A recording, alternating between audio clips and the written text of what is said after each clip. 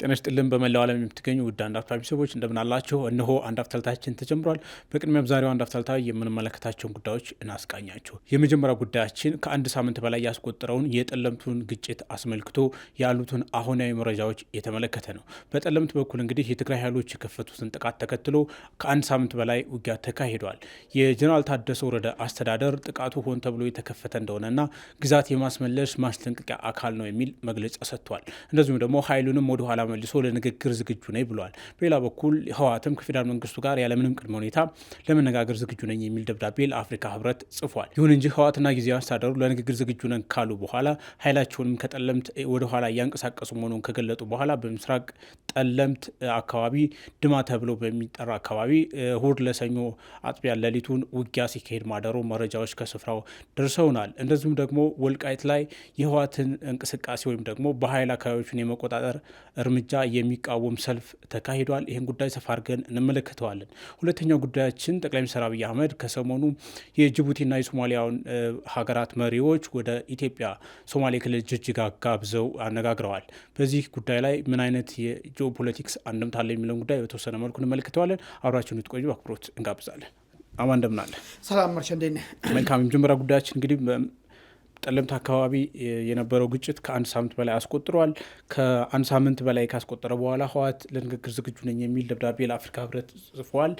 ጀነራል ታደሰ ደግሞ እንደዚሁ እኛ እንደዚህ ይሆናል ብለን አላሰብንም፣ አካባቢው ላይ ኃይል አንቀሳቅሰን ነበር፣ ወደ ግጭት ሲያመራ ወደ ኋላ መልሰናል፣ ፉል ስኬል ጦርነት እንዲሆን አንፈልግም፣ ወደ ንግግር መመለስ እንፈልጋለን። ይሄ ግን የሚሆነው ግዛት ማስመለሱን በሰላማዊ መንገድ ማረጋገጥ ከቻልን ነው፣ ካልሆነ ግን ጦርነቱን ማስቆም ወይም ደግሞ ማስቀረት አይቻልም የሚል መግለጫ እና ማብራሪያ ሰጥተዋል። በሌላ በኩል ደግሞ ምስራቅ ጠለምት ድማ አካባቢ ላይ ሌሊቱን እንደዚሁ የተወሰኑ አካባቢዎችን ለመቆጣጠር ጥቃት ከፍተው አድረዋል ተብሏል። ለንግግር ዝግጁ ነን ካሉ በኋላ እዛው ወልቃይት አካባቢ እንደዚሁ ሰልፎች እየተደረጉ ነው። እስኪ አሁን ያለው ዴቨሎፕመንት ወደ ፉልስኬል ጦርነት ያመራል አያመራም የሚለው ጉዳይ ባለፈም ተነጋግረንበት ነበር በተወሰነ መልኩ። አሁን ደግሞ በህወሓት በኩል ግራ የሚያጋቡ የማምታታት አዝማሚያ ያላቸው አቋሞች መጥተዋል። እንዴት ትመለከተዋል? ከሱን ጀምር። አመሰግናለሁ መርሻ። እንዳው ለአድማጭ ተመልካቾቻችን ግልጽ ይሆን ዘንድ በሁለት ከፍለን ብናየው መልካም ይመስለኛል። የመጀመሪያው ምንድን ነው ያለው አሁናዊው በጠለምትም አካባቢ ሆነ ወደ ወልቃይትም ወስዶ ወሳኝ ቦታዎች እዚህ ምስራቅ ጠለምት አካባቢ ምንድን ነው የተደረጉ ያሉት?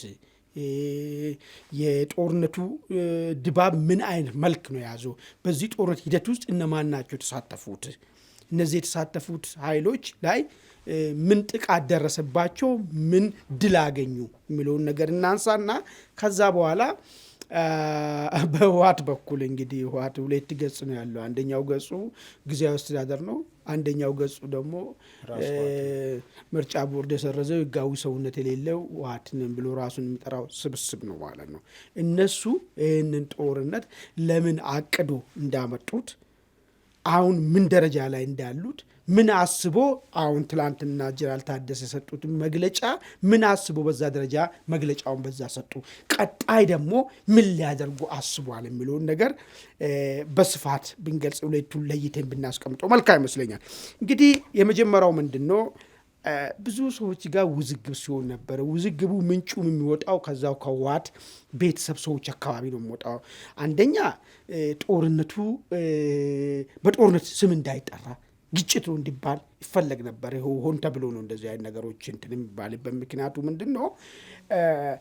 ህወሓት ወደ ራሱ ጉዳዩ ችግሩ ወደ ራሱ እንዳይመጣ በተለይ ዓለም አቀፋዊ ውግዘቶችና እንዳውም እንዲደመሰስ ወይ ደግሞ ሲደመሰስ ያስጥሉኛል ብሎ የሚያስባቸው ተቋማቶች በዝምታ እንዲያዩ ያደርግብኛል በሚል ነገር መልኩን በግጭት መልክ ብቻ ማስቀመጥ ይፈልጋል። ነገር ግን በዓለም ላይ ድሮን ጨምሮ ከባድ መሳሪያ ጨምሮ በሰው ኃይልም በብረት ለበስም ጦርነት እየተካሄደ ግጭት ነው የሚባልበት እንግዲህ አዲስ ዲክሽነሪ ከመጣ ያው ነው የህወሓት ነው የሚሆን። እሱንም እነሱ አሁን ትቶታል። ግጭቱ አልፎ የለየለት ጦርነት መሆኑ ይታወቃል ማለት ነው። ኦኬ፣ በዚህ አሁን ጦርነቱ ምንድን ነው የሆነው ብለውን ነገር ስናነሳ በህወሓት በኩል ከፍተኛ ጉዳት ደርሷል። የጦር አመራር ደረጃ በኮሎኔል ደረጃ ያለው ጦር አመራርም መገደሉንም ሰምተናል። ሌሎች ዝርዝር ነገሮች ገና የሚወጡ እንዳለው ነው ማለት ነው።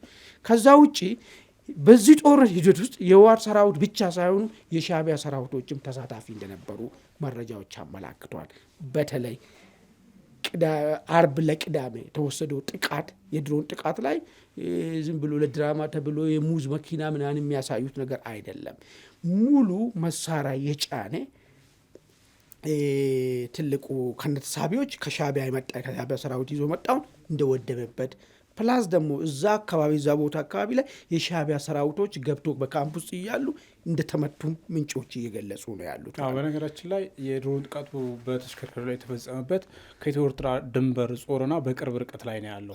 በአድዋና በአድግራት መካከል ነው የምትገኘው እንትቾ የምትባል የድሮን ጥቃት ተፈጸመባት። በዛ በመሀል ግን ጾረና ግንባር ነው ያለው በኤርትራ በኩል ያ ኢትዮጵያና በኤርትራ መካከል መስበር አለ።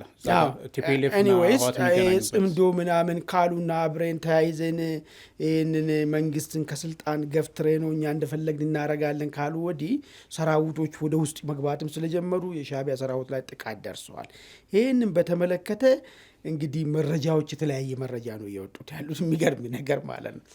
በዚህኛው በኩል መሬት ላይ ያለው በአካባቢ ሰዎች የሰማነው ነገር ድሮን ጥቃቱ በጣም አደገኛ እንደነበረ እና ብዙ ጉዳት እንዳደረሰ ነው የሻዕቢያ ሰራዊትና የቲዲኤፍ ሰራዊት ላይ። በሌላ በኩል ደግሞ አንድ የሆነ መረጃ ደግሞ ያየውን ነገር ደግሞ ህወሓት ራሱ የድሮን ጥቃቱን እንዲፈጸም አድርጎ ህዝቡን ለማነሳሳት ዳግማዊ አውዜንን ጫወታ ተጫውተዋል አይን ነገር የሚል ደግሞ ጫወታ መጥተዋል። እሱ በብዙ በማስረጃና መረጃ ይደገፍ ስላልሆነ እንለፈው። ስለዚህ በዚህ ይህን ድሮን በተመለከተ የተለያየ ነገር ነው የምነሳው። ለዛኛው ማስረጃና መረጃን ማምጣት ስለማንችል ማለት ለጊዜው እናቆዮ ዋታ አደረገ ምናምን የሚለውን ነገር ማለት። በዚህኛው በኩል ግን በተጨባጭ ሻዕቢያ ሰራዊት ላይም ከፍተኛ ጉዳት መድረሱንም ሰምተናል ማለት ነው። ዛሬ ማታ ትላንት ለዛሬ ደግሞ ንጋት ላይ ደግሞ ደጃች ሜዳ የሚባለው እዚህ ዲማ የሚባለው አካባቢ ምስራቅ ጠለምት ላይ ጀነራል ታደሰ ጦሩ መልሰ ነው አለ አሁን ለንግግር ዝግጁ ነን እኛ የፈለግነው ከግጭት ወጥተናል እንኳን ብሎ ከተናገሩ በኋላ እሱን ለዛ ነው ምን ታስቦ ነው በዚህ መንገድ የሚናገሩት? ምናልባት እውነት ለድርድር ዝግጁ ሆኖ ነው ወይ ጦርነቱን ማቆም ፈልጎ ነው ወይስ የሚለው ነገር ትንተና ያስፈልጋል ያልኩ ለዚህ ነው። ይሄን ባሉበት አፋቸው ማታውን ደግሞ ማለት ነው በዚህ በምስራቅ ጠለምት በኩል ከፍተኛ ጦርነት ሲካሄድ እንዳደረ ማለት ነው። ለዛም ወሳኝ የሆነ ቦታ ላይ ምንድነው ወሳኝ የሚያደርገው ይሄን ቦታ በዚህ በኩል ዋንስ ድል የሚያገኙ ከሆነ ቀጥታ ሄዶ ወልቃይትን ሙሉ ለሙሉ ቁጥጥር ስር ለማዋል የሚያስችል ባትል ፊልድ ማለት ነው። ወሳኝ ነጥብ የሚባለው ማለት ኦኬ። በዚህ ግንባር እነማን ናቸው ተሳተፉ የሚለውን ነገር ነው እንግዲህ አሁን የሻዕቢያ ሰራዊት በለየለት ሁኔታ ምንም ከድብብቆሽን በወጣ ሁኔታ በዚህ ግንባር መሳተፉን በአካባቢ ነዋሪዎች እንግዲህ ገልጾልናል። ስለዚህ ጦርነቱ መልኩን እየቀያየረና ጊዜ ለመግዛት ወይ ደግሞ ግንባር ለማስፋት አቅጣጫዎች የለዋወጡ ያሉ ነገር ነው እንጂ ምንም የቆመ ነገር የለውም። ቆመ በተባለበት በዚህ በነጠለምት በዚህኛው በኩል ራሱ በጀመረበት አካባቢ ላይ ከፍተኛ ውጥረት ውስጥ መሆኑን እንግዲህ የሚታወቅ ነገር ነው። ፕላስ ደግሞ ሌላ ክስም እያቀረቡ ነው። ምንድነው የሚያቀርቡት? እዚህ ጦርነቱ የጀመረበት አካባቢ ላይ ትግራውያን ላይ ታርጌት ያደረገ ንጹሃንን የማሰር ተግባር እየቀጠለ ነው የሚልም ደግሞ ክስ እየወጣ ነው።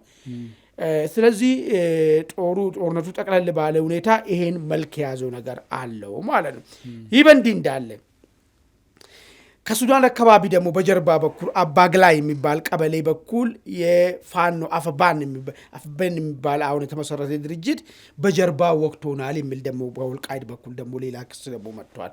ምንድነው መሰለ የሚለው ክሱ ደግሞ እኛ በፊት ለፊት ቆመን ከህወሓት ጋር በምንዋጋበት ሰዓት ላይ ማለት በጠለምትና በወልቃይት ሊመጣ ሰብሮ ሊመጣ እያሰበ ያለው ህወሓት ጋር ጦርነት እየገጠምን ባለንበት ሰዓት ላይ አዲሱ የተመሰረተ የፋኖ ድርጅት አባል የሆኑ ሰራዊቶች በሱዳን በኩል በጀርባ መጥቶ ወቅቶናል፣ ይሄ ክደት ነው ተፈጸመው የሚል ክስ ደግሞ መጥቷል።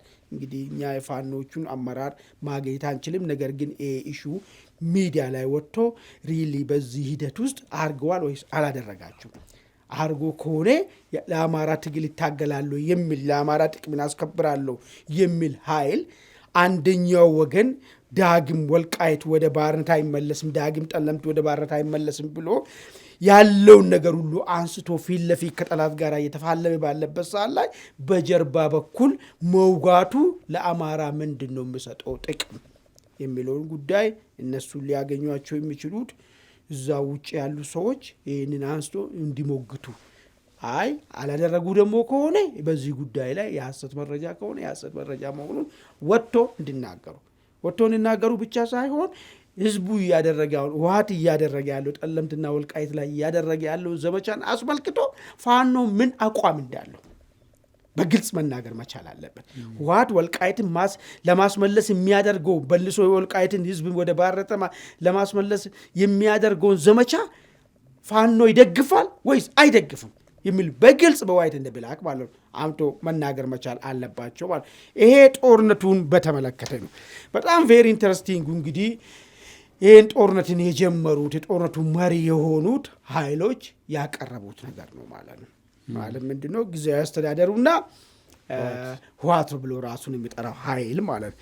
ጊዜያዊ አስተዳደሩ በሚገርም ሁኔታ እንግዲህ የመንግስት አካል ነው። ጊዜያዊ አስተዳደሩ ተጠሪነቱ ለፌዴራል መንግስት ነው። ተጠሪነቱ ለጠቅላይ ሚኒስቴር ነው። የሚንቀሳቀሰው በጀት የሚቀበለው ማንኛውንም የስራ ሪፖርት የሚያቀርበው ለፌዴራል መንግስት ነው። ይህ የሆነ ኃይል ጦርነትን ለመክፈት ጦርን አዝምቻለሁ ማለት ምን ማለት ነው? የመጀመሪያ ጥቡ ከዚህ ነው የሚጀምረው ነገር ማለት ነው። ንግግር ከሆነ በንግግር ማንኛውንም ነገርን መፍታት የሚችለው ከፌዴራል መንግስቱ ጋር ነው። ያለን ግንኙነትም ጥሩ ነው እያለ ነው ያለው ሲናገር። ይሄን ፌዴራል መንግስት ላይ ጦርን የማዝመት መብት ማለት ነው ከየት አመጣ? አንዱ ነጥብሱ። ሁለተኛ ይሄ ሰራዊት ዛሬ ግዛት ያስመልሳል የተባለው ሰራዊት ትጥቅ እንዲፈታ ዛሬ እነሱ ፕሪቶሪያል ስምምነት ብሎ የሚጠሩት ፕሪቶሪያል ስምምነት ላይ የመጀመሪያው ላይ እኮ የተቀመጠው አንቀጾቹ ላይ እኮ 17 አካባቢ አሁን ጊዜው ስለቆየ ራስ ተራል ምንድነው የሚለው? በአንድ ወር ውስጥ ከባባድ መሳሪያዎችና ነፍስ ወከፍ የሆኑ መሳሪያዎችን ይፈታል ነው የሚለው እንጂ ግዛት ለማስመለስ ጥቅም ለማስከበር ተደራጅቶ ይቀመጣል የሚል ነገር የለም። ፓርቲ ይሆናል ነው አለቀ። ፓርቲ ደግሞ ትጥቅ አይነዝ ሰራዊቱን በተመለከተ ነው ማውራሌ ነገር ማለት ነው። ቲፒኤልኤፍ ስለሆነ ድሉ ሰራዊቱን በተመለከተ ግዛት ለማስመለስ ካምፕ ውስጥ ቁጭ ብሎ ይቀመጣል ወይ ደግሞ የህዝቡን ጥቅም ለማስከበር ይዘምታል የሚል ነገር የለም። ይሄማ ከሆነ ፕሪቶሪያ ምን ሆኗል መሰለህ? ለአንዴና ለመጨረሻ አልቋል ማለት ነው። ያለቀው ጀነራሉ ጊዜያዊ አስተዳደሩ ጀነራል ታደሰ ግዛት እንዲያስመልሱ ልከናቸዋል ያሉ ቀን ነው።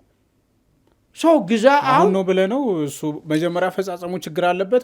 በራያና በአፋር በኩል እኮ ከዚህ በፊት ጥቃት ነበር። ለምን መሰለህ ይሄን ያነሳውልህ? ኦፊሻሊ ነው ያለው። አሁን ኦፊሻሊ አዝማቹ ማን እንደሆነ ታውቋል። ጊዜያዊ አስተዳደሩ አዝምቻለሁ አለ። ጊዜያዊ አሁን እንግዲህ ይሄን ያነሳውልህ ዝም ብዬ አይደለም። ይሄ ተቆጣጭቆ ስጣል ጊዜያዊ አስተዳደር የወለደው ነገር ምንድን ነው? ፕሪቶሪያ ስምምነት ነው። ስለዚህ ጊዜያዊ አስተዳደሩም የለም ማለት ነው። አሁን ጊዜያዊ አስተዳደሩ ራሱ የምናገርበት ግራውንዱ ምን ላይ ቆሞ ነው? ከየት መጣ ነው? እንዴት ተፈጠረ ጊዜያዊ አስተዳደሩ? ጊዜያዊ አስተዳደሩ በራሱ አሁን ህወሓት ነው። በነገራችን ላይ ባይ ዲፎልት ራሱ ህወሓት ፕራውድሊ የሚናገረው ነው። ይኸውልህ ጊዜያዊ አስተዳደር የሚባል ነገር የለም ማለት ነው። አሁን ከዚህ በኋላ የሚሆነው ነገር ምንድን ነው የሚሆነው ማለት ነው? ያኔ ፌዴራል መንግስት ላይ ያመፀ ቡድን የሆነ አንድ ክልልን ተቆጣጥሮ እስካሁንም ያልተሸነፈ ከፌዴራል መንግስት ጋር የማይተዋወቅ ቡድን እንዳለ ነው ማሰብ ያለብን። ኦኬ፣ ይሄ ከሆነ ፌዴራል መንግስት ለዚህ ቡድን የማህበራት አገልግሎት አለመስጠት መብቱ ነው። ሌላ ኢንፍራስትራክቸሮችን አለመስጠት መብቱ ነው። ለምን? አማጺ ቡድን ነው።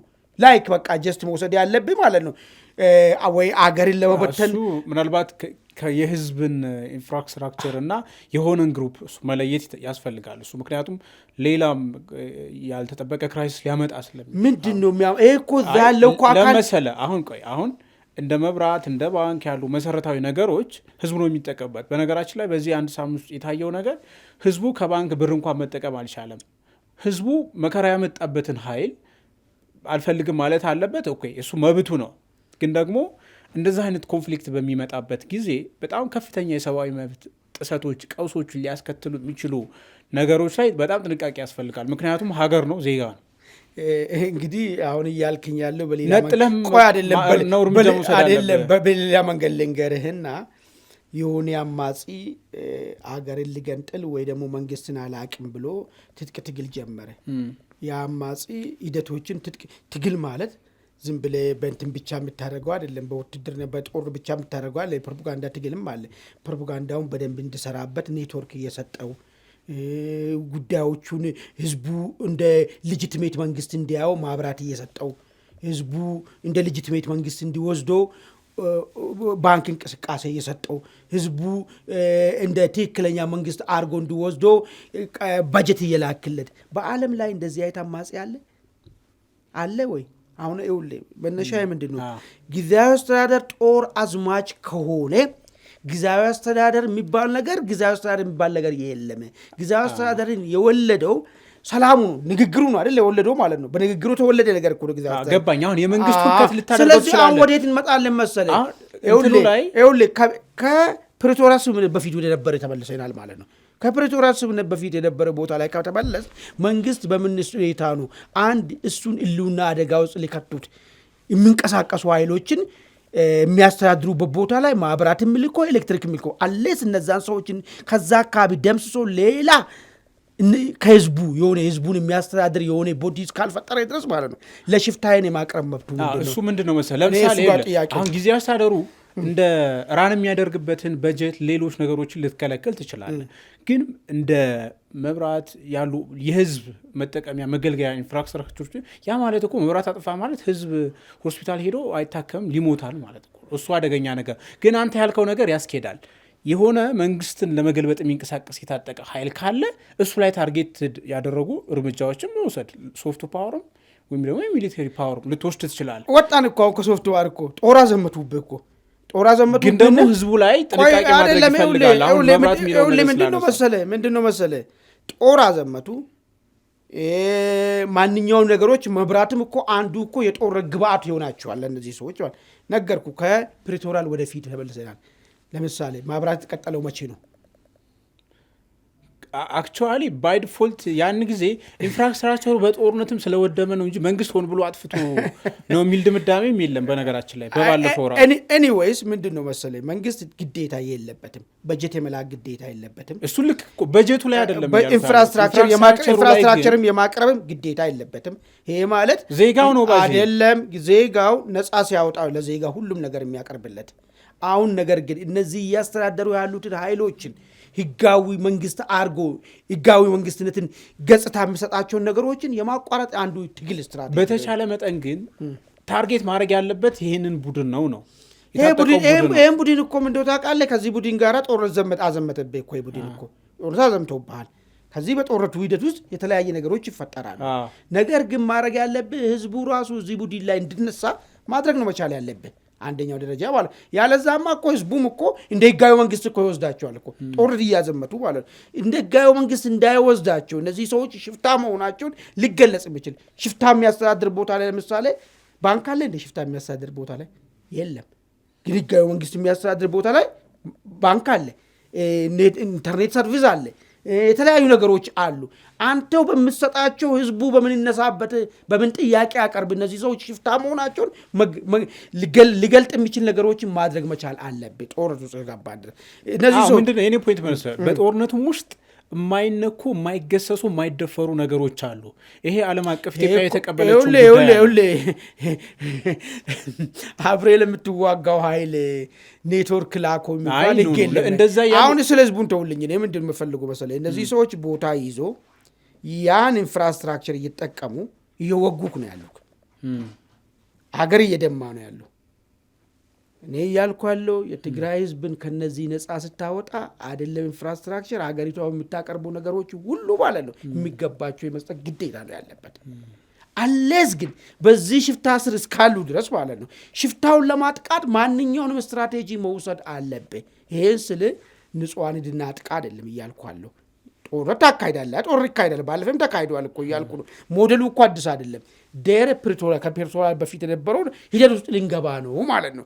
አለስ ግን ነገሮችን እያመቻቸለት ፕሮፓጋንዳ አንተ ላይ እየሰራ አሁን እኮ ቀጥላል። ይሄ ወዴት ይመጣል መሰለኝ? በኋላ ማነሳላለሁ። ይሄን ነገር የማታስቆማቸው ከሆነ ሌላው ኢትዮጵያ ውስጥ ያለው ሰላምን የማናጋት ስራ ድምፅ ወያኔ ስራ ጀምራል። ገብቶሃል አይደል? አንተ የሰጠው ኔትወርክ ማለት ነው። ትግራይ ቲቪ ልክ በምናውቀው መንገድ ማለት ነው የሚጀመረው ቅስቀሳዎች፣ ይሄን ሁሉ መከላከል መብት ነው አንተ ማለት ነው። አይ እዛ ጋር ያለው ህዝብ ስላለ ኔትወርኩን አልዘጋም ህዝቡ ይጎዳል በሚል ነገር አንተን አደጋ እንዲሰጥ መንግስት እኮ የራሱ ህልውና ለማስከበር ማንኛውም ነገሮችን እርምጃ የመውሰድ መብት አለው። ህጋዊ ሰውነቱ የሱ ስለሆነ ማለት ነው። ህጋዊ ሰውነቱ የራሱ ስለሆነ ማለት ነው። ይሄን ነው እያልኩ ያለው ነገር ማለት። ቀጣይ የሚመጡ ሂደቶች ያንን ኢንስትሩመንቶች ተጠቅሞ አደጋ ሊያመጡ ስለሚችሉ ቀድሞ ማንኛውም እርምጃዎችን መውሰድ መቻል አለበት። የትግራይ ህዝብም የመከራ ዘመን እንዳይረዝም ይሄ አይሆን። አሁን አንድ ወጣት አይቻለሁ፣ ተነስ ልጅ ተበድረ እስክታመጣ ድረስ እየጠየቁ ነው። የራስን ሰጥተህ የራስን ወንድምህን እህትህን ሰጥተህ ልጅህን ሰጥተህ ሌላ ልጅ ተበድረ እንድትሰጥህ እየጠየቁ ነው። ለእነዚህ ያረጁ ሰዎች ብለህ አንተ ለምንድን ነው እንዲድምቱን? እንደዚህ አይነት ጥያቄዎች እንዲፈጠሩ ማድረግ አለብን። አለስ ግን ችግሩ ታፍኗል እንጂ እኮ በነገራችን ላይ ባለፈው ጦርነት ተሳታፊ የነበሩ ወጣቶች ጭምር እያለቀሱ ተንበርክከው በቃን የሚል እናቶች፣ ወጣቶች በጣም የሚያሳዝን ቪዲዮዎች ታያለ። በነገራችን ከሰሞኑም አይቻለውኝ። አሁን ግጭቱ ከተቀሰቀሰ በኋላ እናቶቼ ምህላ ነው የሚባለው መሬት ላይ እየተንከባለሉ የሚጠይቁት ማለት ነው። በቃን የሚሉት ወጣቶች፣ የሚያነቡት ሴቶች፣ ህፃናት፣ አዛውንቶች። ችግሩ እዛ ጋራ ፓወሩን በሚሊተሪ ሆልድ አረገው አካል ያንን ነገር ስፔስ አልሰጠም። ስለዚህ እንደዚህ አይነት ነገሮች እንዲፈጠሩ ማለት ነው ምንድነው ታውቃለህ፣ ህዝቡ ይሄን መከራ ያመጣብኝ ማን ነው የሚለውን ነገር እንዲያይ ማለት ነው እድሎችን መፍጠር መቻል አለብን። ኤኒዌይስ ከዛ እንውጣና ጀነራል ታደሰ ጦርነቱን እኛው ዘመትን፣ አሁንም ቢሆን ደግሞ የግዛት አንድነታችን እስካልተመለሰ ድረስ ይቀጥላል የሚል አንድምታ ነገር ነው የሰጡት። አሁን ጠርተናቸዋል ደግሞ ለንግግር ዝግጁ ነኝ ወደ ኋላ ጠርተናቸዋል የሚል ነገር ደግሞ ምንድን ነው የሀሳብ የሚለውን ነገር በደንብ ማየቱ፣ አንደኛ አዘመትን የሚለው ምን እንደሚያመላክት አሁን ዘረዘር ነው። ኦኬ። ሁለተኛው ነገር ደግሞ ግዛት አንድነታችን እስካልተመለሰ ይነዳለን የሚል ነገር ነው። ሉክ ባለፈ አንድ በጣም ኢምፖርታንት ነገር መጥቶ ነበር። እስከ 25 ድረስ ምርጫ ጣቢያ አዘጋጅታችሁ ላኩ ተብሎ ነበር። የዛ ውጤት ነው አሁን ጫወታዎቹ በደንብ ካየናቸው ማለት ነው።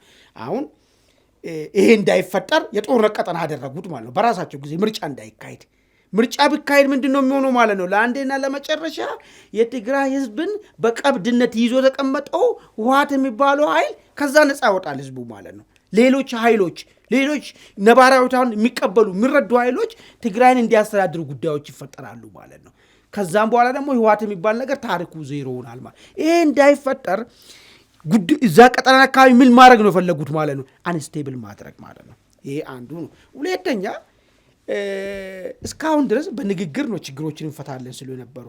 ምን መጥቶ ነው ዛሬ ግዛታችን ዛሬ ካልተመለሰ ጦርነት እንቀጥላለን ማለት? ለምንድን ነው ያደረጉት? ምንድን ነው አዲስ ነገር የተፈጠረ? 3 ዓመት ሆናል መወዛገብ ከተጀመረ ማለት ነው። ተፈናቃይ መለስ ነበር እስከ ዛሬ ሲነገር ነበረው። ጠለምት ላይ እኮ ተፈናቃይ ተመልሷል በነገራችን ባለ ነበር። ተፈናቃይ መለስ ነበር። እንዲያው ከተፈናቃይ ጋር ሄደን ጥበቃ እናደርጋለን ነበር። አሁን ግን አፕግሬድ አደረጉትና ጥያቄው ማለት ከፍ አደረጉትና ግዛታችን እስኪ በፊትም ያነሳሉ ግዛታ እንዲያው የሆነ ጊዜ ያኔ ምንድነው ሲባል ነበረው ተፈናቃይ ጋር አብሮ ሰራዊቱ ሂድ ሚሊሻው ሂድ አይደል ነበረው። ሌላውን ነገር እነጋገርበታለን በህገ መንግስቱ እንፈታለን የሚል። አሁን እኮ ህገ መንግስቱ የሚሉን አቆሙት እኮ። ግዛታችን እስካልተመለሰ ድረስ ጦር እንቀጥላለን ያሉት። ይሄም ምንድነው ማለት ነው?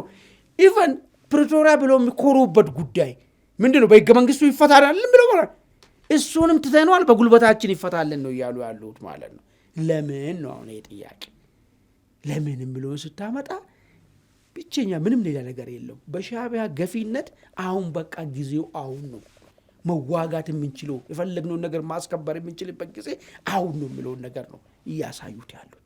ኦኬ ተመልሰናል ደግሞ አሉ። ተመልሰናል የሚለው ነገር ጊዜ ለመግዛትና ቅድም እንዳልኩ ውግዘት እንዳይመጣባቸውና አንዳንድ ነገሮችን ለማስተካከል እያንዳንዱ ነገር ተከላካይ ሆኖ ለመታየት አጥቂ የነበሩ ሰዎች ተከላካይ ነን እኛ ለማለት የፈለጓት ስትራቴጂ ነው። ለምን ቀጥታ ጦርነቱን የሚከፈቱ ራሳቸው ናቸው። መንግስት ተከላካይ ነበር። አሁን ግን ተመልሰናል ስሉ ትላንትና የወጋ ኃይል እንደማይቆም የታወቀ አንተ መልስ መስጠት ስለማይቀር ራሳችን ለመከላከል ነው ከዚህ በኋላ ጦርነቱ ውስጥ ያለ ነው የሚለውን ነገር ሽፋን ለማልበስ የፈጠሯት ድራማ ነች ማለት ነው እንጂ ጦርነቱ አሁንም ይቀጥላል። አሁን ምናልባት እንግዲህ ጦርነቱ የሚቀጥል ከሆነ አሁን አንተ እንዳልከው ምን አይነት መልክ ይኖረዋል የሚለው ነገር በጣም አሳሳቢ ነው። አሁን እንደ ተባበሩት መንግስታት ድርጅት ያሉ ኤዩ ደግሞ አውሮፓ ህብረትም መግለጫዎችን እያወጡ ተመልክተናል። መግለጫዎቹ የሚያመላክቱት ይሄ ነገር ሪጂናል እንትኑን ከፍ ያደርጋል ያባብሳል የሚል ስጋት ነው ያለውና አሁን አንተ እንዳልከው የውጭ ኃይሎች ከኋላ ሆኖ ግፋ በላይ ማለት እንቅስቃሴም ካለው በመንግስት በኩልም ይሄ ነገር በይፋ ስለሚነገር ምን አይነት አውድ ነው ሊኖሩ የሚችለው ጦርነቱ? እንግዲህ ጦርነቱ ምንድን ነው የሚሆነው መሰለ ባለፈ ያስቀምጠናል ብዙ እጆች በዚህ ሂደት ውስጥ ሊገቡ እንደሚችሉ ማለት ነው። ቀጥታ የኢትዮጵያና አንድ ህወሓት የሚባል ሽፍታ ቡድን መካከል ብቻ የሚደረግ ጦርነት አይደለም የሚሆነው። ይሁን እኮ ቅድምም ዘርዝረናል። የሻዕቢያ ሰራዊት የማታው ትላንትና ዲማ የሚባለው አካባቢ ላይ የተደረገ ጦርነት ላይ በግንባር ቀደም ተሳታፊ የነበሩ የሻዕቢያ ሰራዊቶች እንደሆኑ ተሰምተዋል። ይህም ብቻ አይደለም፣ ከዚህም አቅጣጫውን አሰፍቶ ምናልባት በድሮን ሁሉ የታጀበ እኔ አይዳውት ይጠረጠራለሁ። የሚገርም ነገር ድሮንም በሻዕቢያ በኩል ለሻዕቢያ ምናልባት እነ ሳውዲ ሊሰጡት ይችላሉ። ከኢራን የታጠቀችው ድሮን ዶራታል። ይህንንም ተማምኖ ነው አሁን እያወሩት ህወሓት ገብቷል የሚሉ ታዎች አሉ። እርግጥ ነው አዎ፣ እነሱ ያሉት ከድሮን እንዴት ራሳችን ድሮን መቆጣጠሪያ ነው ያሉት እና እሱ አይመስልም። ግን አክሰሱን ካገኙ ኦልሬዲ የሚያስገቡበት መንገድ አላቸው። አይገርም። እሱ ጸረ ድሮኑ ሳይሆን እነዚህ ትናንሽም ቢሆኑ ትናንሽ ድሮኖችም ቢሆኑ ሊያመጡ የሚችሉበት እድል በጣም ሰፊ ነው። ዛሬ እኮ ድሮን ማለት ተራንትን ሽፍቶች ላይ የተያዘ ነገር ያለ ነገር ስለሆነ ህወሓት ሀብትም ስላለው ጨክኖ ከብሩ ላይ ካወጡ ከዛም ውጪ ደግሞ ኢትዮጵያ እንድትተራመስ የሚፈልጉና ግብጽ ሊሰጧቸው ሊገዙላቸው የሚችልበት እድሉ በጣም ሰፊ ይሆናል። ስለዚህ ጦርነቱ በአንድ ወገን ብቻ ድሮን ያለው ላይሆን ይችላል። የሻዕቢያም ብሎ ከፈለክ ህወሓትም ገዛ ብሎ ተሰጠውም ብሎ የሆነ ድሮኖችም ጦርነቱ በቀጠለ ልክ የድሮን እንቅስቃሴ ከዛኛው ወገንም የማየት እድላችን ከፍተኛ ይሆናል ማለት ነው። እሱን አንድ መጠርጠር የሚቻለው ነገር ነው። ስለዚህ ጦርነቱ በጣም ደም አፋሳሽና አደገኛ ሆኖ የሚቀጥልበት እድል ነው የሚኖረው። ዝም ብሎ ቀለል ያለ ነገር ብቻ የሚሆን አይደለም። ግን አሁንም ኳሱ ያለችው የት ነው? ህወሓቶች ጋር ነው ያለችው። ይህን ጦር የማስቀረትም የመቀጠልም እድል ጉዳቱም ደግሞ ሲመጣው እዛ ህወሓትና የትግራይ ህዝብ ላይ ነው ጉዳቱ የሚያርፈው። በእርግጠኝነት መናገር የሚቻለው ነገር የጦርነቱ ሜዳ የሚሆነው ትግራይ ነው የሚሆነው። ትግራይ የጦርነት ሜዳ ደግሞ ከሆነ የትግራይ እናቶች ነገም መከራ ያጋጥማቸዋል ማለት ልጅ ማጣት ብቻ አይደለም፣ ከዛም በላይ የሆነ መከራ ነው የሚመጣ ማለት ነው። ስለዚህ አሁንም ቢሆን የትግራይ ህዝብ ጫና መፍጠር መቻል አለበት። ተው ሻዕቢያን ተማምነን ህዝብ ላይ መዓት የሚያመጣው ሂደት ውስጥ አንግባ፣ አዋጣንም ማለት መቻል አለበት። ሻዕቢያ አይፈልግም የራሱ መሪ ለጦርነቱ እንዲከናወን። ግብጽ የወክልና ጦር ምን አገባት?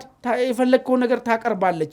የምደማው እኛው እናቶቻችን የትግራይ እናቶች ናቸው ለመከራ የሚጋለጡት ማለት ነው። የትግራይ ህዝብ ነው ለመከራ የሚጋለጠው።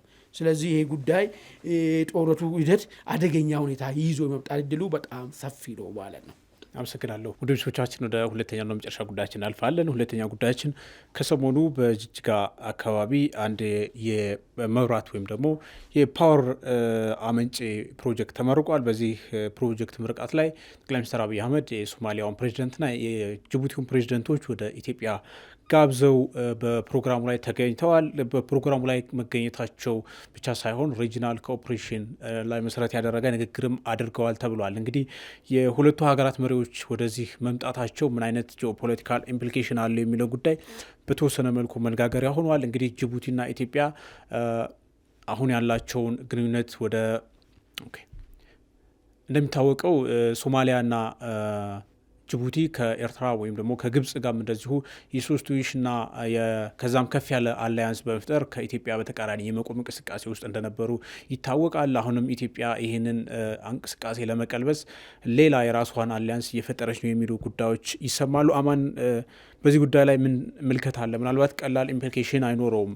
ኢትዮጵያ ላይ ያሉት የአላያንሶች አጌንስት ኢትዮጵያ የሆኑትን እነሱን የማፍረት ከዛ ደግሞ በተቃራኒው ደግሞ አሊያንስ የመፍጠር እንቅስቃሴ ውስጥ መንግስት እየገባ ነው የሚሉ ነገሮች ይሰማሉ። እንዴት ታያዋል? በጣም ጥሩ። እንግዲህ አንድ ነገር እስራኤል ለሶማሌላንድ እውቅና መስጠቷን ተከትሎ ከሶማሊያ ጋራ የነበረን ግንኙነት ወደ መሻከር ነገሮች ወደዛ የመሄድ አይነት ነገር አዝማሚያ ያሳይቶ ነበር። አንዴን ትይዝልኛለ። ሁለተኛ ከጅቡቲ ጋራ ዶሬል ዶራሌ ላይ ግብጽ እኛ የምንጠቀምበት ወደብን ግብጽ እንድታለማ ከመሰጠቱ ጋር ተያይዞ እንደዚሁም ደግሞ የዚህ የሶማሌላንድን እውቅና እስራኤል መስጠቷና ኢትዮጵያም ትሰጣለች ወዲያውኑ ከመባሉ ጋር ተያይዞ ከበባው ያኔ ፈርሶ ነበር የተባለው። ያኔ ሼክ ሐሰን መሐመድ እዚህ ከመጡ በኋላ ወደ ኤርትራ መመላለስ ካቆሙ በኋላ ከበባ ፈርሷል ተብሎ ነበረው። መልሶ አዲስ ከበባ ደግሞ ለመፍጠር የተሞከረበት ነገር ነበር። በሌላ አነጋገር ምንድነው አሁን ሁለቱ መሪዎች ኢትዮጵያ መምጣታቸው ለዛም ደግሞ ሶማሌ ክልል ላይ የተደረገውን ልማት ያ ልማት ናትነሰሪ ኢትዮጵያ ብቻ ኢትዮጵያ ውስጥ ያሉ ሶማሌዎች ብቻ አይደለም የሚያለማው በተዘዋዋሪም በጅቡቲም ያሉት በሶማሊያም ያሉ ሶማሌዎች ተጠቃሚ የሚሆኑበት ሂደት ይኖራል። ሁለተኛ እዚህም ያለ ወንድም የተጠቀመ ማለት ያኛው ወንድም እንደተጠቀመ ነው ጎሳውም አንድ አይ ስለሚሆን ማለት ነው። ይሄንን ሂደት መፈጠሩ ይሄ ከበባው መፍረሱ ብቻ ሳይሆን በሰሜን በኩል ብቻ በግብጽ ተላላኪነት ኢትዮጵያን ቀስቶ የመያዙ ጉዳይ በሻዕቢያ በኩል ብቻ እንጂ ምንድነው ከ360 ከበባ ወደ አሁን ኔርሌ ከ180 ማንሶ ወደ 90 ዲግሪ ብቻ እየሆነ ነው ያለው ማለት ነው። ሻዕቢያ ብቻውን ተለጥሎ እየቀረበት ያለበት ሂደት ነው ያለው ማለት ነው። እሺ እነዚህ ኃይሎች ለምን መጡ የሚለው ነገር መታሰብ አለበት። ዝም ብሎ አይደለም አንድ መሪ ሲመጣ ብዙ መግባባቶች በውስጥ ስታረገው ነው ገብቷል አይደል? ወይ ደግሞ የአንተ አስፈላጊነት አንተ ለሱ አስፈላጊ መሆን እሱ ለአንተ አስፈላጊ መሆን ብቻ ሳይሆን አንተም ለሱ አስፈላጊነት መሆን አስገዳጅ ሲሆን ነው።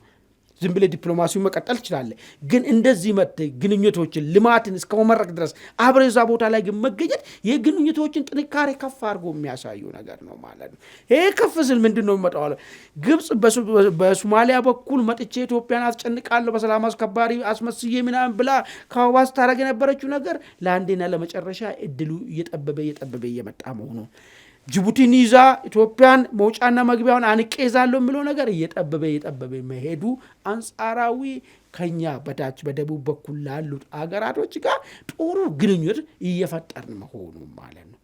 ይሄ ትልቅ ድል ነው ባይዞ በተለይ ከጠላቶቻችን ፍላጎት አንጻር ጠላቶቻችን 360 ነበር እኛን ለማክባብ የሚንቀሳቀሱት ማለት ነው። እሱን እየበጣጠስ እንደዚህ አይነት ጥሩ ግንኙነት መፍጠሩ ትልቅ ድል ነው። ለጠላቶቻችን ደግሞ ትልቅ መርዶ ነው። በተለይ ለሻዕቢያ መንግስት አሁን ሻዕቢያ ብቻውን እየተነጠለ ነው ያለው ማለት ነው። ብቻውን እየተነጠለ በሄደ ቁጥር የፈለግነው ነገርን ስርዓት ማሳዝም ካለብን ስርዓት የማሳዝ ድሉ በጣም ሰፊ የሆነ የሚሄድበት ሁኔታ ነው የሚሆነው ማለት ብጮው እንኳን ገና ከሩቅ ግብጽ ነው እንግዲህ እሷ ደግሞ የምታረገው ነገርም የለም ማለት እሱን ነው የሚያሳየኝ ኢምፕሊኬሽን። አመሰግናለሁ አማን። ውድ ቤተሰቦቻችን የዛሬውን አንድ አፍታ ታችን እዚህ ላይ ቆይተናል። ስለተከታተላችሁ እናመሰግናለን። በቀጣይ እስከምንገናኝ ጤና ይስጥልን።